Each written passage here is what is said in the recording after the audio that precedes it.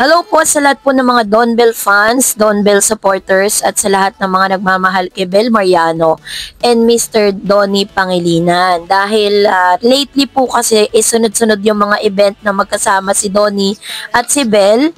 Pero meron po mga chika kasi na nagkalat ngayon sa social media at i-arrest lang po natin kasi parang sinasabi po ng mga Don Bell fans na kapag daw nagkaroon ng kissing scene si MM or si Maymay Entrata at saka po itong si Mr. Donnie Pangilinan, tapos na daw ang karera ni Donnie pag daw nangyari yon. So lilinawin natin yan. But before that, of course, if you haven't subscribed yet to my YouTube channel, please don't forget to like, share, and subscribe at hit mo na rin ang notification bell for more showbiz updates. Of course, bago tayo magpatuloy sa ating updates for today's video, nais ko pong pasalamatan kayo for always watching and trusting this channel. Thank you so much sa inyong laging panonood at palagi ang pagsubaybay sa mga updates po natin. Maraming salamat po. And this time, eto na, dahil ito, pag-usapan po muna natin ang ilan sa mga komento ninyo sa comment section dahil marami pong nagbigay ng kanilang mga opinion patungkol sa bagay na ito. Unahin natin si Miss Rebecca, Rebecca Camus, 6495. Sabi niya, Don Bell fan ako pero pinapanood ang Roja. Ang alam ko may chemistry yung tatlo, si Donnie, si Kyle at si Maymay. Problema lang ay dahil sa mga bashers na si Bel ang punterya. Kung totoong fans talaga ng Don Bell, dapat panatag na. Magkakaibigan sina Bel, Donnie, Maymay at sinabi ni Donnie sa interview niya na walang love interest sa series. Tiyak naman na pinag-uusapan na ng Don Bell ang series na yan. I don't want to be hindrance in his growth. Bel Mariano. See? Ito po yung pinili kong comment kasi nga naman medyo very siya,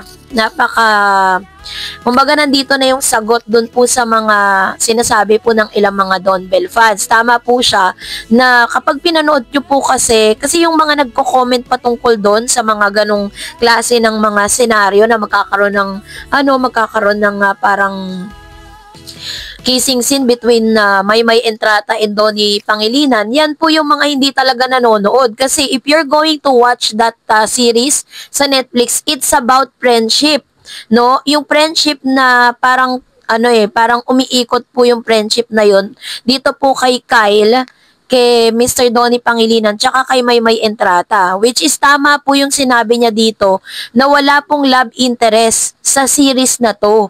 So, ang nagpapalala lang talaga yung mga bashers na fan si Maymay, tapos fan si Donnie, na parang yung mga May Don fans, 'di ba? Yun yung nagpapalala sa mga sa mga kwento. Pero according to Miss Bel Mariano, ano man ang gawin ni Mr. Donnie Pangilinan sa kanyang series, ano man ang gawin ng lahat ng mga magpapaganda doon po sa serye or sa kanya pong ginagawang mga projects, hindi po para maging hindrance nga naman si Bel. Tama yung sinasabi ni si Rebecca na if you are really a fan, kung talagang fan po kayo, kung talagang sinusuportahan nyo ang Don Bell, ano man po yung kanilang tahakin, hindi po kayo yung magiging hindrance para po dun sa kanilang career growth. Kasi ginawa po nila yan dahil part yan ng kanilang karera. Para talagang, di kasi pwede na laging sila lang yung magkasama, 'di ba? Di pwede na laging sila lang yung napapanood po ninyo. Kailangan din po nilang makipag-collaborate sa ibang mga artista. At may possibilities din po na si Bel Mariano ay maipartner din sa iba. Ganon din po si Mr. Donnie Pangilinan. Pero it doesn't mean na kapag sila ipinartner sa ibang mga actors and actresses, mawawala na po or parang madidissolve na ang Don Bell. Don Bell still Don Bell. Nandyan pa rin po ang Don Bell na mga supporters and Don Bell love team. On and off cam po kasi talagang mag-establish na yung kanilang samahan, yung friendship nilang dalawa, at hindi man po nila aminin formally sa publiko kung ano yung estado ng kanilang relationship. But if you're going to read between those lines, kung may uunawaan lang po ninyo yung kanilang galawan, 'di ba? Yung kanilang mga sinasabi, si Donnie, kung paano niya po talagang yung kanyang love language, 'di ba? Pinapakita niya kay Miss Bel Mariano. Very ano siya doon, very obvious siya at very vocal siya no sa pagsasabi ng mga magagandang salita towards Miss Bel. Biruin ninyo ha, ang kaharap po niya, ang nasa interview si Miss Maymay Entrata, si Mr. Kyle Echari, kasama po dito si Mr. Donnie Pangilinan. Pero ang laging binabanggit ni Mr. Donnie ay si Bel.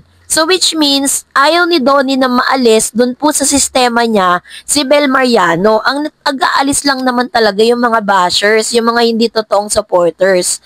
At as I've said earlier, kahit sino pa po yung i-partner kay Donnie at saka kay Bel, eh hindi po sila para lusawin. Kasi ultimo po ang ABS-CBN is naghahanap na sila ng magandang material para po kay Miss Bel tsaka kay Donnie. Kasi napatunayan naman na nila talaga na kaya po nila na magkaroon ng isang successful na proyekto.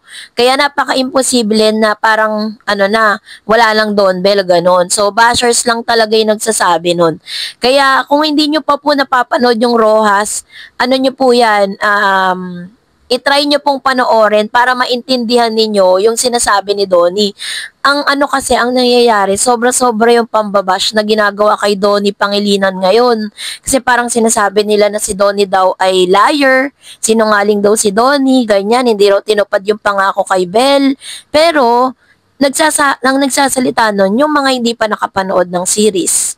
Tapos sinasabi nilang mahina daw ang Roja, pero nag-number 1 po siya sa unang week ng kanila pong nang maipalabas po yan sa Netflix. Pero syempre dahil every week may mga lumalabas, every day may mga bagong serye, may mga bagong programang lumalabas sa Netflix. Kaya may possibilities na talagang kung number 1 ka ngayon, pwedeng bukas nasa ika-4 na spot ka na or pwedeng pang 10 na spot. Ganun po yun eh. Kaya maintindihan nyo po yun. Yung mga nagsasabi ng mga negatibo patungkol kay Donnie dun sa kanyang series, hindi pa po yun nakakapanood. Kaya ganun Pero nakakatuwa lang kasi 2 days na po na sunod-sunod straight na magkasama si Donnie at saka si Miss Bel Mariano. Kasi una, kahapon po is naspatan po sila na sila po ay naging ninong at ninang sa isang binyag. Tapos ngayon naman magkasama din sila, kasama po nila dito si Kyle Echari tsaka po si Darla Soler. Ayan, and I don't know what is this. So, aalamin pa natin kung ano pong event meron, kung bakit magkakasama sila dito. And baka po ito po isang rehearsal para po sa kanilang ASAP na program every Sunday. Possible din po yan. Kaya pumanatag po kayo mga Don Bel fan dahil intact pa rin naman talaga yung kanilang samahan at relationship. So that's it for today. For more videos and updates, please don't forget to like and subscribe, and please don't forget to follow my Facebook page, Dar Eds TV and Dar Eds channel. God bless everyone!